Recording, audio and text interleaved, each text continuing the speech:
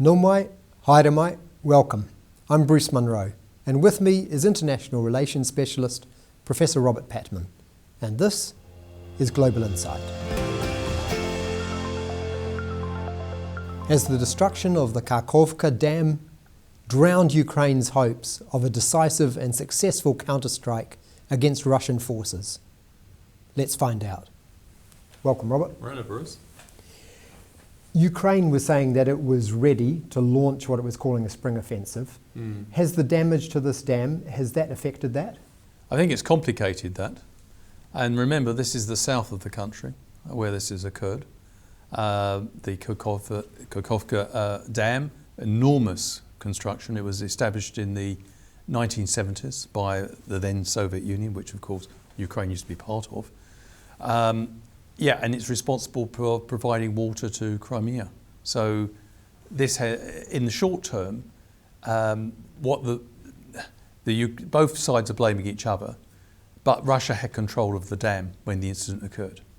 Also, there's another thing to keep in mind here, is that this dam was built to withstand massive external impacts, whether they be earthquakes or any other form of impact. And clearly, the type of explosive used here would seem to be pre-placed mines. That suggests that it was done possibly by the Russians. Certainly militarily, in the short term, it gives them some breathing space because they were very fearful about the counteroffensive in the south. I do not think it's going to change the logic of the war.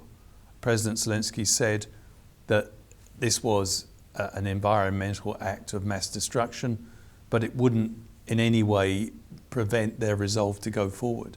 And of course, as soon as this flooding period ends, then, in a sense, the advantage that the Russians have gained in the short term will be over. With the destruction of the dam, it means they cannot use the infrastructure of the dam to cross the Dnieper River, which was part, I think, of the Ukrainians' plan.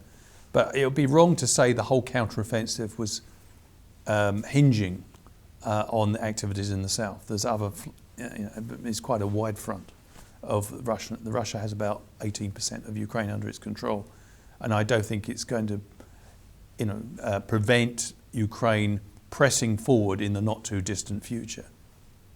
Right. You said about 18% of Ukraine is under Russian control, was it? Right. That's in the east. Yeah. Okay, yes. I heard in recent days about New Zealand soldiers who are in the United Kingdom at the moment, who are training Ukraine civilians who have enlisted and training them to become soldiers. Yes. How much help has Ukraine been getting to prepare for this counteroffensive? Well, substantial help. Ukraine has been making demands on its allies since the beginning of the Russian illegal invasion of their country. I think it's fair to say that many countries were cautious initially because it was a sort of wait-and-see job. They wanted to see how the Ukrainians would perform. The Ukrainians defied the Russian attempt at a blitzkrieg early on and drove the Russians back to their current position. I think it was on the strength of the performance of the first month where the Ukrainians surprised many people, not least the Russians, by not being blown away, that support began to come in. And I think the counteroffensive late last year where they seized Kherson and Kharkiv, if you like, left Ukraine poised to resume the counteroffensive they began. But in the interim period since the last quarter of last year, Ukraine has got a lot of support. It's used weapons such as HIMARS, these highly mobile precision artillery weapons. They now got something called Storm Shadow, which is a missile which gives them a range of 250 kilometers, much longer, and they're using that to soften up Russian defensive positions in the parts of Ukraine that Russia has. They've also got Leopard 2 tanks and Challenger tanks from the UK and Germany respectively. So they're certainly getting a lot of sophisticated heavy weaponry, and we now know towards the end of May, the Americans finally gave the green light to the Ukrainians receiving F-16s. The New Zealand effort has been both humanitarian and military, and a big part of our military effort has been in training Ukrainian troops in the UK. The UK has been running quite an effective military training program. This is based on the idea that the best way of getting in building resilience militarily is to make sure you have high quality troops. And the New Zealanders, by all accounts, have been very successful in this, and they've had their period extended till June 2024. That was one of the early decisions made by the new Prime Minister, Chris Hipkins.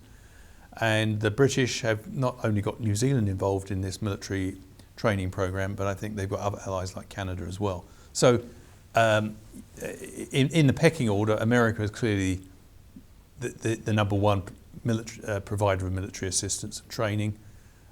Germany and Britain are vying for number two. Germany has provided the most heavy weaponry, but Britain has provided a lot of training assistance and also has constantly, if you like, raised the bar of what it's prepared to give. For example, the British started training Ukrainian pilots for using F-16s even before the Americans gave the green light.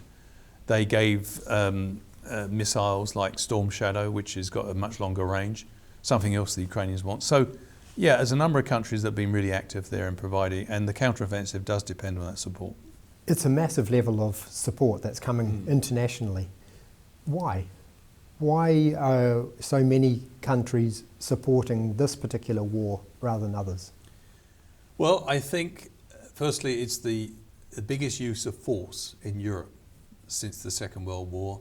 Secondly, however you dress this up, this is an absolutely flagrant violation of basic principles of the UN, which is respect for state sovereignty and territorial integrity.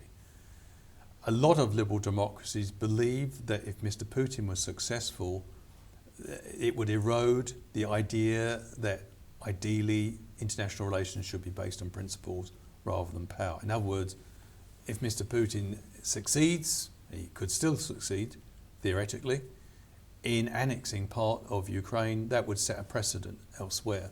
And most of Ukraine's neighbours do not see this as a struggle just about Ukraine. They believe this is an attempt by Russia to re-establish a sphere of influence. So why are so many liberal democracies piling in behind Ukraine?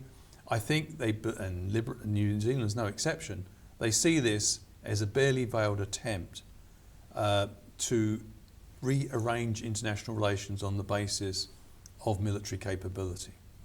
And for small countries like New Zealand, which trades around the world, more than 100 partners, we're not strong enough to make up our own rules.